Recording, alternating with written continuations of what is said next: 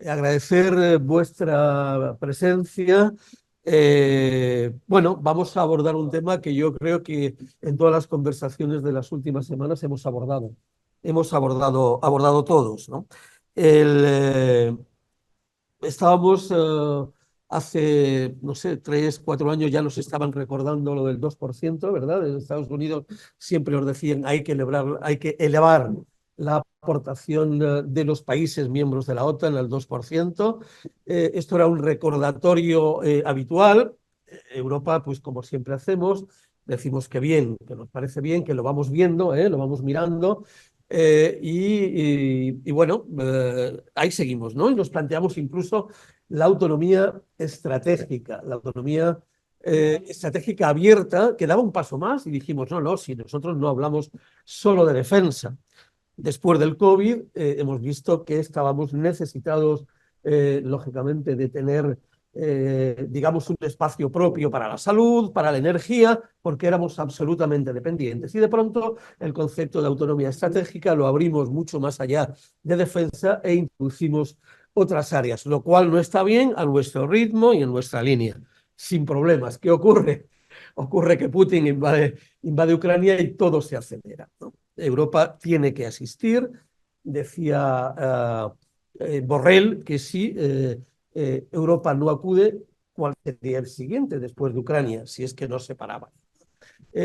Borrell mismo dice que Europa ha aportado más incluso que Estados Unidos. No sé si Jesús tiene datos, pero estamos por encima, aunque en Estados Unidos no es eso lo que dice. Bien, en esta situación de ayudas que se van incrementando, fondos para la paz que se utilizan también para ayudar en armamento a Ucrania, esto ha ocurrido. Nos hemos encontrado pues, en la última semana con la entrada de Suecia en la OTAN. Antes había entrado Finlandia. El nuevo plan de defensa europeo, que apuesta claramente pues por el rearme. Von der Leyen propuso 1.500 millones de euros de presupuesto 25-27 para convertir, decía, la industria militar europea en uno de los motores de la nueva Europa. De pronto hemos cambiado también algunos de los esquemas y de valores con los que estábamos trabajando, ¿no? Eh, y luego, pues, qué decir, la sugerencia de Macron de enviar tropas a Ucrania. Siempre hemos dicho, y yo creo que es sabido, Jesús nos lo confirmará, que el alto mando ucraniano ha estado ubicado en la embajada estadounidense en Kiev, y por tanto, pues la colaboración ha sido estrecha, es decir, que asesores de todo tipo y condición se han visto. Pero Macron lo que propone ya es enviar soldados ahí. Y de pronto nos encontramos con titulares de algunos periódicos que dice Europa se prepara para la guerra. Bueno, este es el marco en el que nos hemos planteado esta cuestión. Hemos dicho, vamos a parar y vamos a poner algo de luz en este proceso. Así que eh, hemos llamado a Jesús Núñez Villaverde, sabéis que es director del Instituto de Estudios de Cooperación de Acción Humanitaria. Ha estado con nosotros en nuestras tertulias. Es militar en la reserva y creo que es uno de los máximos estudiosos que tenemos en este país de situaciones como esta. Doy la bienvenida a los que nos están siguiendo por Zoom, que tenemos unos cuantos conectados, y cedo la palabra para que haga una primera intervención a Jesús. Entiendo, por ponerlo eso en términos telegráficos y abrirnos luego al debate, entiendo que se nos ha terminado la hora de las contemplaciones. No hay tiempo para mucho más. Hemos estado ensimismados en nuestro propio modelo, en la construcción de nuestro sueño de una entidad como lo que ahora llamamos Unión Europea, pero no es una cosa de ahora mismo. Ya veíamos señales claras de las repercusiones que tenía el modelo que habíamos adoptado. En el sentido de, primero, sin irme mucho más atrás, la crisis económica del año 2008 nos da a entender, si es que hacía falta algo, que a escala nacional no tenemos nada que decir, ni nada que hacer, ni capacidad ninguna para defendernos de las amenazas o riesgos que nos afectan, si lo vemos en cualquiera de los 27. Llega la pandemia y nos hace ver algo que el propio Borrell, que citabas hace un momento, ha dejado claro todavía más aún cuando después de la pandemia llega la invasión rusa de Ucrania.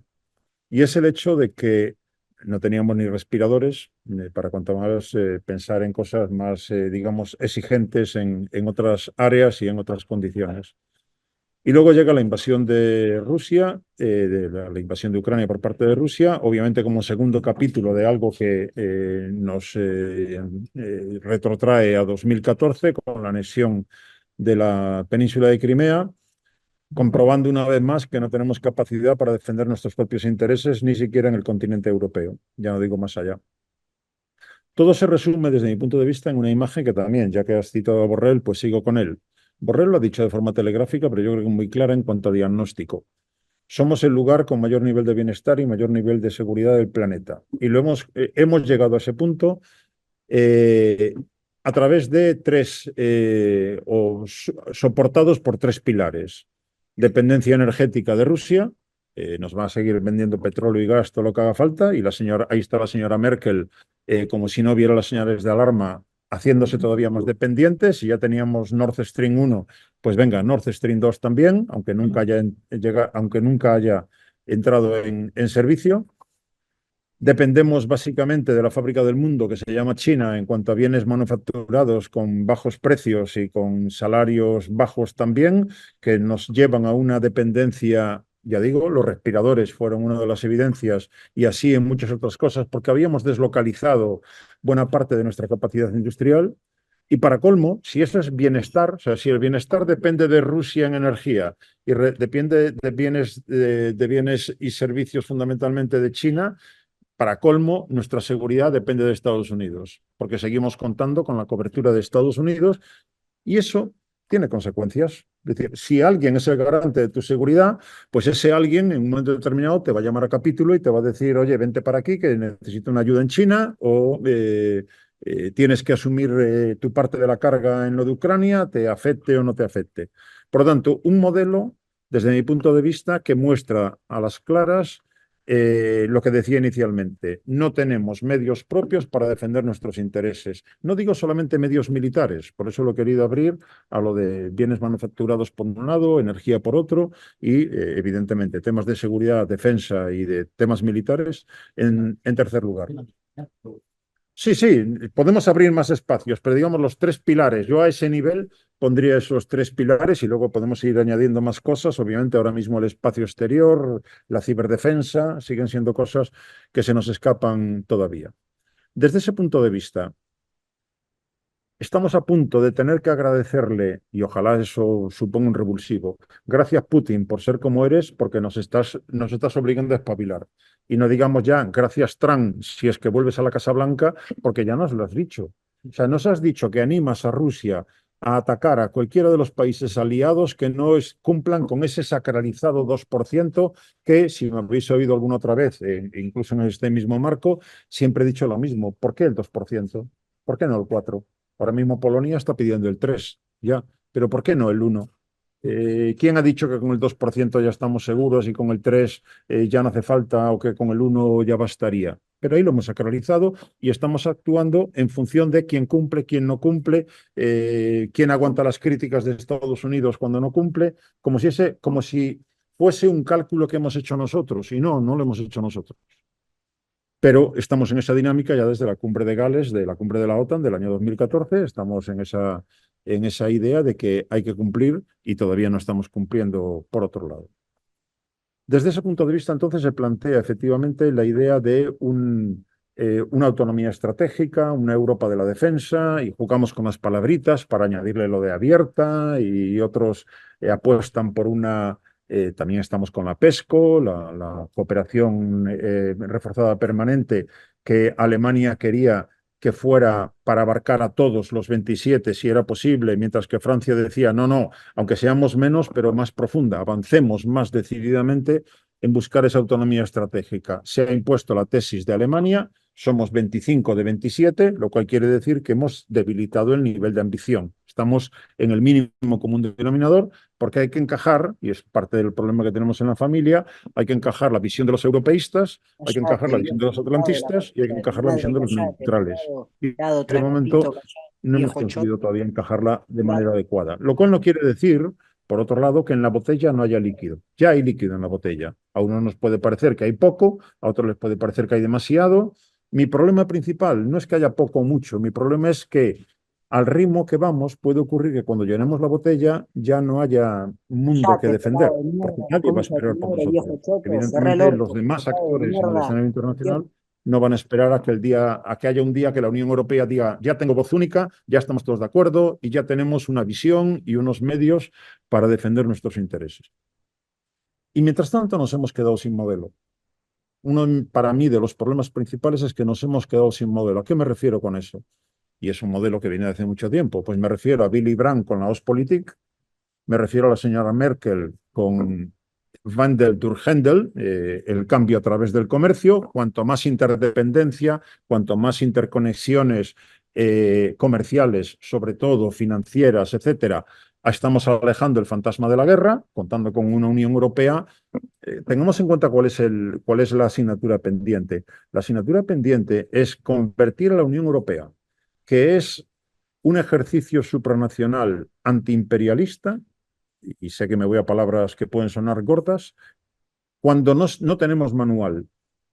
Partimos de eso, europeístas, atlantistas y neutrales, con visiones distintas de lo que hay que hacer. Y eso no se va a superar mañana. Es decir, es que nunca, no es que sea difícil ahora esa conversación para los próximos 5 años, es que no ha sido fácil nunca, porque venimos de donde venimos, con esas diferentes visiones nacionales de cada uno. Yo diría que ahora mismo, si esto fuera un proceso racional quiere decir, tiras de manual y ves, hay que hacer primero lo que viene primero que lo que viene décimo. Pero como no es así, sino que se actúa con lo que se puede, no estamos llevando un proceso de qué viene primero y qué viene después. Con lo cual, aprovechemos donde se abra un hueco, aprovechémoslo y rellenémoslo de contenido. Y es lo que estamos haciendo. Ya digo, aunque eso no sea lo lógico. Por lo tanto, yo ahora mismo, más que apostar por la creación de nuevas capacidades militares, apostaría por decisiones que impliquen políticamente dotar a la Unión de contenido en el terreno de la seguridad y la defensa militar. Por lo tanto, un cuartel general que sea capaz de planificar y dirigir operaciones. ¿Parece tan elemental? Pues no lo tenemos. Que no sea solamente el COPS y el Estado Mayor Militar que hacen cositas, sino dotarlo para que puedan hacer precisamente esa planificación y esa ejecución de operaciones. Ahora la señora Merkel acaba de... Perdón, señora Merkel. La señora von der Leyen acaba de decirnos que en la siguiente va a tener un comisario o una comisaria de defensa. Cuando hurgas un poquito en lo que hay ahí, no, evidentemente, no va a haber un comisario o comisaria de defensa porque la defensa es nacional. Y entonces ves que le añade la palabrita por algún lado de industria, para la industria. Pero es que tampoco, a ver, que ya tenemos una agencia europea de defensa y ahora mismo Borrell es el presidente de la Agencia Europea de Defensa. Quiere decir que esa responsabilidad ya está asignada. O sea, parece más bien que la señora Ursula von der Leyen lo que está es creando un puesto nuevo para tener una palanca más. O sea, a ti, griego, te voy a dar, para buscar un hueco para alguien. No, pero a donde voy, sin querer liarme en esta pequeñez, es avanzar políticamente en dotarnos de una visión común y de órganos de toma de decisiones comunes, porque, insisto, con lo que ya tenemos somos la segunda potencia militar del planeta. Luego, desgraciadamente no estamos yendo por ahí, desgraciadamente estamos yendo por lo de la industria de defensa que estábamos diciendo, estamos yendo por lo del 2% del PIB. No digo que no haya que hacer eso, digo que porque eso alimenta, como decías, estamos entonces en clave armamentística, en clave militarista, ¿por qué no en clave política? No estamos avanzando lo suficiente en clave política y sí más en crear realidades, aunque sean pequeñas o imperfectas, que hacen más disfuncional incluso el edificio entero, ¿no? El proyecto entero. Borrell lo que plantea es dejemos de ser el campo de juego y pasemos a ser jugadores en el juego. Para ser jugadores, o tienes botas y pantalones y camiseta y sabes darle más o menos al balón, o bien olvídate del asunto. ¿Tenemos todo el equipaje para meternos en el campo de juego a jugar? Pues obviamente no. Hoy por hoy no lo tenemos. Luego, en ese sentido, ya digo, si nos queremos meter en el campo de juego, empezamos en desventaja, porque nos faltan cosas. ¿Queremos equiparnos de verdad? Pues de momento esa voluntad política no existe, porque evidentemente el tema nuclear sigue siendo tabú para algunos países. Y también evidentemente Francia no va a poner a disposición su force de frappe para dejárselo a Bruselas. Es francés. Y en un momento determinado puede echar una mano a alguien, pero cuando lo decida París, no automáticamente entregándolo a Bruselas. No consigo contemplar ese escenario. Y tampoco consigo imaginar cómo la Unión Europea se va a dotar de una fuerza nuclear hoy en día. Quizá por eso también Macron, desde el principio, cuando el señor David Cameron hizo lo que hizo y se salieron, siempre está intentando tener una mano tendida a Londres en el tema de seguridad, incluyendo industria de defensa también, y por lo tanto yo sigo entendiendo que es en esa clave de si algún día vuelven a casa, o por lo menos intentar, si las cosas van muy mal, tener ahí coordinación. Hay que recordar que todavía no hace ni 10 años se planteaba que entre Francia y el Reino Unido iban a construir un portaaviones nuclear, un portaaviones para los dos. Eso ya habla de una confluencia de visiones muy considerable, pero no ha ido más allá. Entonces, desde ese punto de vista, evidentemente que no sé si lo digo personalmente, claro que no me gusta el tema del arma nuclear, pero al mismo tiempo considero que si no tenemos esa capacidad, pues estamos cojos, sin más. Y no tengo la fórmula mágica de cómo se resuelve, cómo se consigue que la Unión Europea... O sea, veo más lejano que lleguemos a un mundo sin armas nucleares, y por lo tanto, en la medida en la que jugar al juego implica contar con jugadores que tienen ese instrumento, o lo tenemos o somos un niño dentro del campo de juego, ya digo, no consigo verlo de otra manera. En fin, es que nos faltan tantas cosas que el arma nuclear desde luego no va a ser la primera. Serían las últimas horas? Hablar por hablar. O sea, dicho en términos poco académicos, es hablar por hablar. O sea, sabe Macron, un presidente francés habla en clave francesa. Yo le agradezco a Macron durante todo el tiempo desde la invasión rusa de Ucrania que haya intentado 1000 veces hablar con Putin, porque ya está bien de que criticamos a Macron porque intenta hablar con Putin, y entonces ¿qué queremos? ¿Asumir que quien habla con Putin es Washington y nosotros a lo que nos diga Washington? Por lo menos intenta tener una interlocución directa desde un país de la Unión Europea con Rusia. Otra cosa es que Macron lo hace en el Sahel. ¿Cuántas veces lo ha hecho en el Sahel? Francia se tira al campo, y una vez que en el campo le van las cosas mal, Unión Europea, que no me estés echando una mano. Dice, coño, pásate primero por Bruselas, hablamos entre los 27 qué hacemos en el Sahel, y vamos para allí juntos o no vamos. Pero no, lo hace en clave francesa, y cuando las cosas van mal, apela a la Unión Europea. Pues en esto se ha tirado por libre, sabiendo, bueno, no he pedido más que ver la reacción de Scholz en el minuto siguiente, y detrás de Scholz todos los demás. Porque, a ver, y eso también tiene otra interpretación, ¿qué le hemos dicho con ese gesto? O sea, son ganas de descubrir las cartas. ¿Qué le hemos dicho a los ucranianos, por si no lo tenían claro? No nos la vamos a jugar por vosotros. O sea, no vamos a llegar a poner soldados nuestros en tu territorio. Te daremos armas más o menos, te daremos ayuda económica más o menos, pero olvídate. Y con eso Macron ha descubierto una carta, por si hacía falta, por si no estaba claro ya. Con lo cual, mal por las formas, tanto hacia los ucranianos como hacia Rusia, como hacia el resto de los socios de la Unión Europea. Una vez que vuelven ya las reglas fiscales a la Unión Europea, empezamos a ver señales muy claras, desde la señora Calviño, por un lado, hasta lo que anuncia la Comisión Europea, de que lo que gasta en defensa va a quedar aparte. O sea, que lo que se gasta en defensa no cuenta para el déficit. De que el BEI, el Banco Europeo de Inversiones, ya va a poder dedicar dinero también a financiar directamente proyectos de defensa, cosa que hasta ahora estaba fuera. Y para eso la señora Calviño está torciendo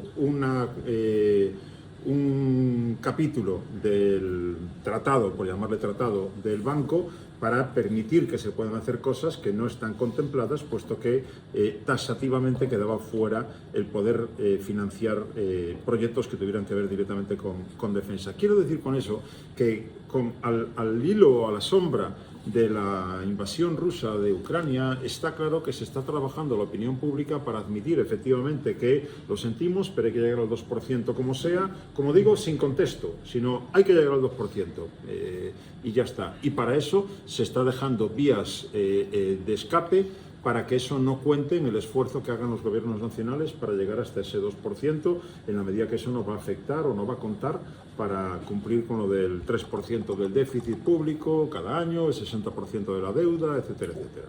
O sea que mal, pero creo que eso ya es un hecho que va a avanzar cada vez más rápido. Cuando Biden vino a en la cumbre de la OTAN, la última cumbre de la OTAN, en Madrid ya, desde luego, de forma muy clara, solo traía un mensaje: China, China y China. Y los aliados europeos de la OTAN le dijeron: hombre, es que mira, también en el Sahel pasan cosas, también nos preocupan otras cosas por otro lado, y por tanto Biden se fue cabreado de vuelta a casa porque no asumimos plenamente que China es el rival estratégico de Estados Unidos. ¿Es nuestro enemigo europeo? No. ¿Tenemos que llevarnos bien con él? Obviamente, ni bien ni mal, sino explorar cuáles son las áreas de interés común y en esas avanzar, y en otras, evidentemente, es un competidor, como mínimo es un competidor, y habrá que tener cuidado con eso. Pero si evidentemente mantenemos la dependencia que mantenemos de Washington, pues habrá que tragar con lo que diga Washington, como en tantas ocasiones. Lo cual no me lleva tan directamente a lo del no, la razón del no a un túnel por debajo del estrecho y el puerto de Valencia, etcétera, porque hay otras consideraciones. Primero, ese túnel lleva estudiándose ese túnel desde hace 40 o 50 años y siempre ha quedado claro, vale, técnicamente ya se puede hacer, pero económicamente no tiene sentido ninguno porque no hay previsión ninguna de que el volumen de tráfico que eso supondría rentabilice la construcción de esa infraestructura. ¿Y quién la va a pagar? Evidentemente Marruecos no la va a pagar, la Unión Europea todavía no se ha decidido a hacerlo, por lo tanto eso seguirá ahí, en algún cajón, y de vez en cuando... Ya. Y luego, la franja y la ruta, lo que se llama habitualmente la nueva ruta de la seda, la franja y la ruta que engloba unos más de 60 países, también latinoamericanos, asiáticos y africanos, tenía inicialmente a Italia y a Portugal dentro de la Unión Europea. Y el cabreo fue mayúsculo. Por lo tanto, es una cuestión de la Unión Europea, es a dónde vas Italia, a dónde vas Portugal, negociando por libre con un gigante como China. ¿Conseguiremos de una puñetera vez los 27 tomar una posición de qué hacemos con China y a partir de ahí veremos si nos interesa pasar de la dependencia de uno a la dependencia de otro? Por lo tanto, el no, quiero entenderlo, el no español en este caso, quiero entenderlo únicamente como poner el oído a lo que está diciendo Bruselas de una vez. Es decir, no podemos ir por libre cada uno de nosotros a negociar con China ni el puerto de Valencia, ya tienen el del Pireo, ya tienen otros que están manejando con mayoría de capital, porque de ahí podemos sacar algo bueno a corto plazo, pero de luego a largo plazo nos vuelve a convertir en dependientes de otros en cuestiones estratégicas. Y por lo tanto, si queremos tener en nuestras manos nuestras propias capacidades, no podemos cederlas de esa manera. No por escapar de Estados Unidos caigamos en lo de China. Y por último, evidentemente Biden nos lo demostró en los 4 años anteriores. Si algo tenemos claro es que no es un belicista. Él no empezó ninguna guerra, cosa casi rara. Trump. Es que has dicho Biden. Trump, claro. Trump. No empezó ninguna guerra. A Trump, que lo que le interesa son los negocios, le interesa que la cosa fluya. A China lo que le interesa es que la economía no colapse y por lo tanto, de hecho, es el único actor desde mi punto de vista hoy con capacidad real para influir en Rusia, para que Rusia no la líe más de la cuenta en Ucrania. Porque evidentemente ahora mismo Rusia necesita financiación y se la está dando China. Rusia está vendiendo gas y petróleo y se lo compra China a precios de descuento.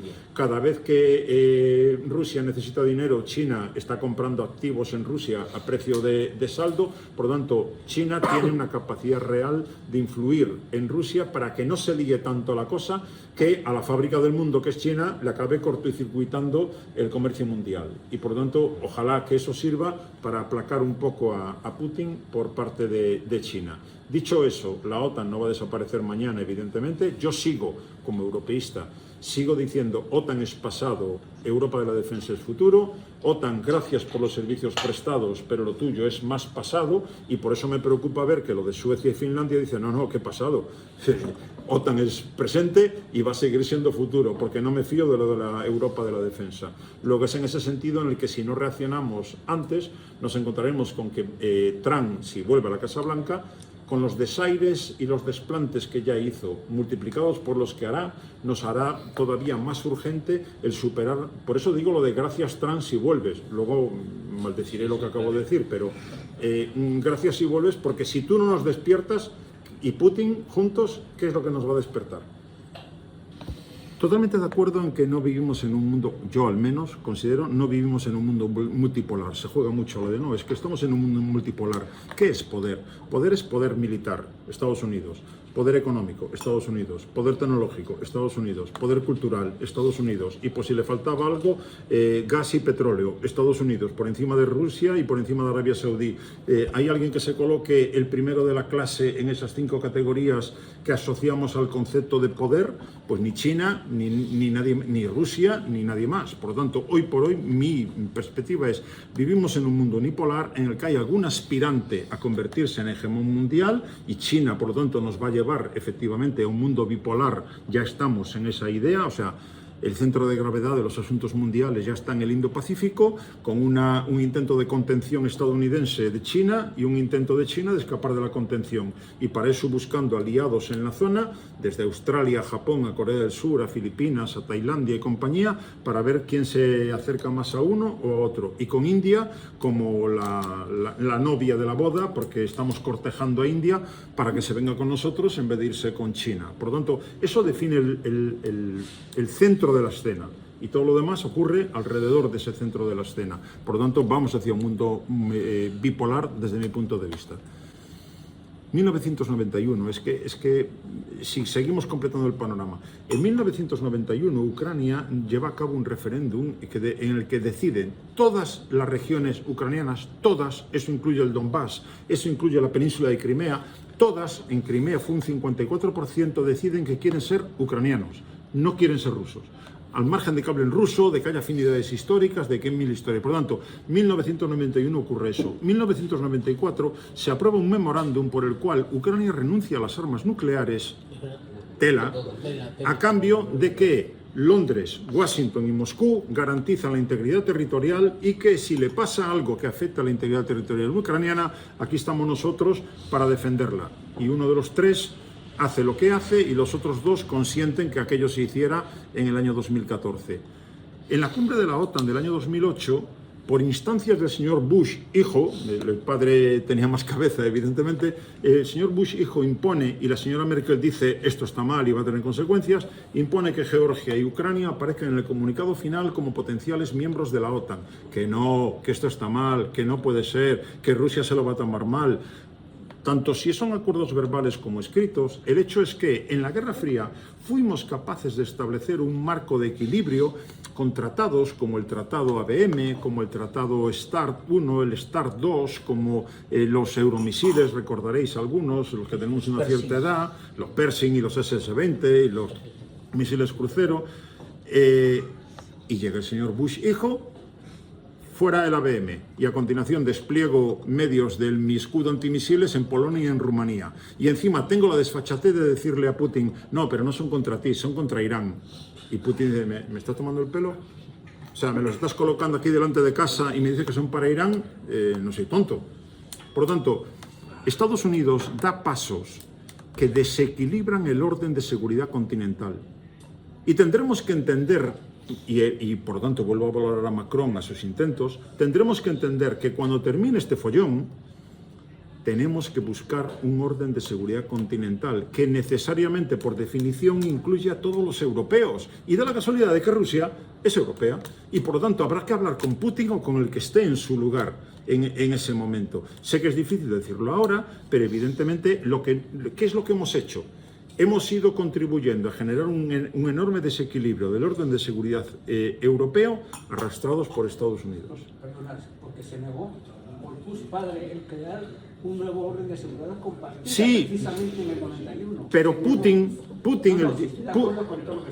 el 17 de diciembre del año 2021, cuando sus tropas ya estaban realizando maniobras alrededor de Ucrania, Putin lanzó un ultimátum y dijo: Ucrania tiene que ser desmilitarizada, tiene que ser desnazificada, como decía Putin, y además estoy lanzando la necesidad de poner en marcha un proceso de negociación con la Europa continental para un nuevo orden de seguridad. La OTAN contesta por un lado y Estados Unidos contesta por el otro lado. Dos cartas que envía a Putin. Y Putin dice en febrero del año 2022, dice: en las cartas que me han enviado tanto la OTAN como Estados Unidos hay elementos positivos para renegociar un nuevo orden de seguridad continental. Y esa misma semana invade Ucrania. Putin, a lo mejor te habrían tomado el pelo, no te digo que no, pero si tú lanzas la invasión, has perdido la oportunidad de contrastar hasta dónde estaba dispuesto Estados Unidos a negociar un nuevo orden de seguridad europeo.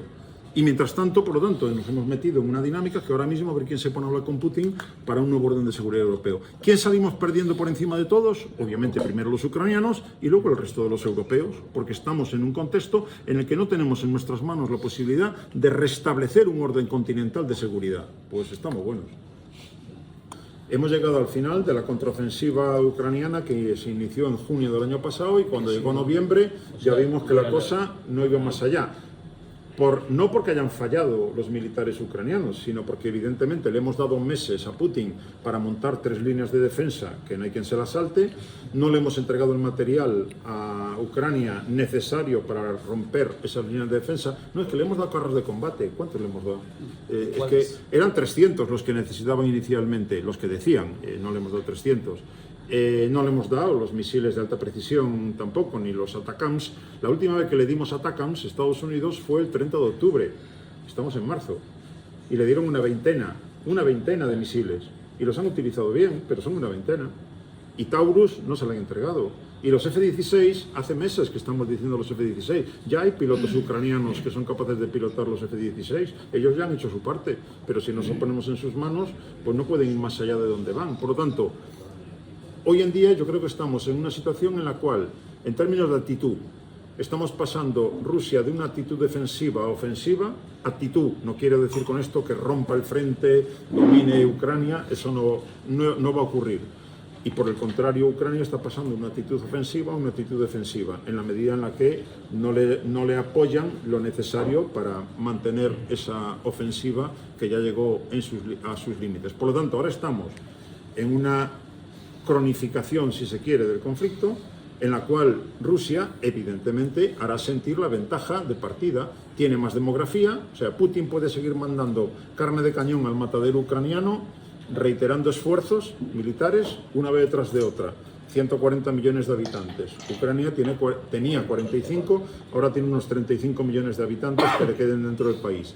Zelensky no está consiguiendo aprobar la ley de movilización. Hasta ahora iban voluntarios a la guerra, ya no van voluntarios. Hay que movilizar. Movilizar es impopular y eso se le vuelve en contra a Zelensky. Ha tenido que cesar a su jefe de las Fuerzas Armadas por diferencias con respecto a este tema también. Por lo tanto, ventaja demográfica, ventaja industrial, ventaja económica. O sea, Rusia acabó el año 2023 con un crecimiento económico del 3%.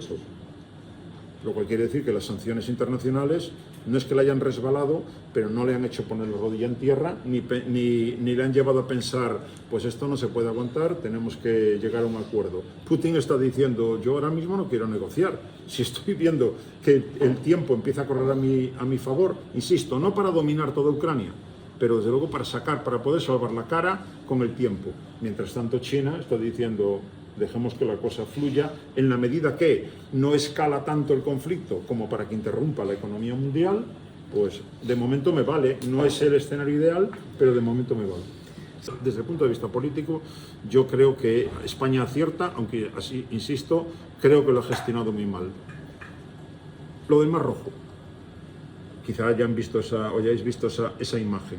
Periodista que le pregunta al presidente Joe Biden. Como el hombre, cada vez que se sale del papel, la lía, intentó ser directo.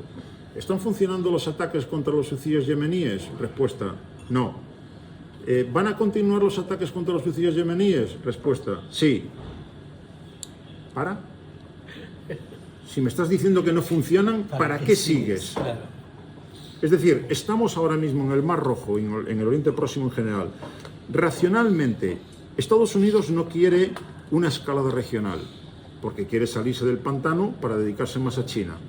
Israel no quiere una escalada regional, quiere secuencialmente ahora Gaza, y mañana Hezbollah, y pasado Irán, pero ahora estoy en lo que estoy, no que me reviente todo a la vez.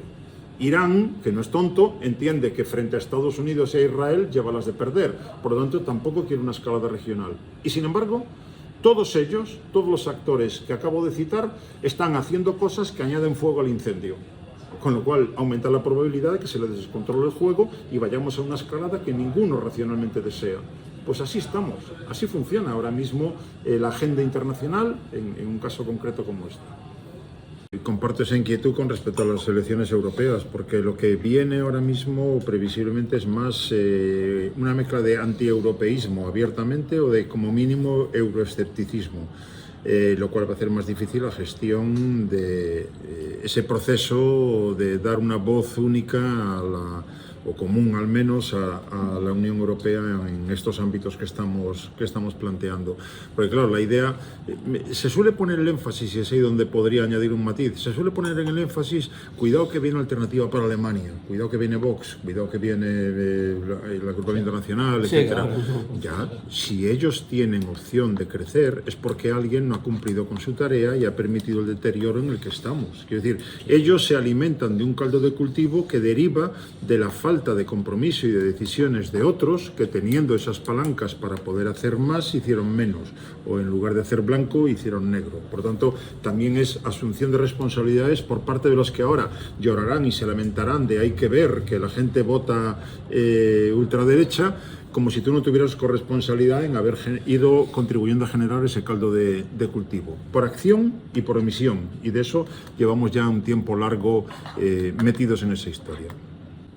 Permitidme que sea burro en esto, que lo diga a lo bruto. O sea, me da igual el problema que tengas, Alemania. El asunto es que los palestinos no mataron a los judíos, fueron los alemanes y otros europeos. Por lo tanto, no me hagas pagar a mí, palestino, tus responsabilidades y tus culpas históricas. Gestiónatelas tú, vete al psiquiatra, haz lo que quieras, pero que no tenga que ser yo el que tengo que sufrir como víctima de aquello de lo que no fui verdugo. Y en eso está Alemania mucho tiempo después. Y hasta que no salga de ahí, desgraciadamente, que nos hemos encontrado. O sea, Alemania, cuando Israel ha construido submarinos, Alemania le ha vendido uno y le ha donado el otro, porque tiene que donárselo. Pobrecito que Israel, como no tiene dinero para pagar el submarino, se lo dona a Alemania. Y se lo dona por la carga psicológica, la culpa que trae arrastrada. Pues que aprendan a gestionársela, pero no me hagas pagar a mí tus culpas y tus responsabilidades. Desgraciadamente estamos en eso y va a seguir siendo así tiempo y tiempo, desgraciadamente. Y ya sé que Scholz tiene que intentar gestionar eso para que no le coman el espacio alternativa para Alemania, pero vuelvo a decir lo mismo, no es culpa de los palestinos. Luego, podían, yo creo, haber hecho otras cosas sin haber llegado hasta aquí en el año 2024 todavía con este tema, porque estamos hablando de una cuestión de generaciones y generaciones.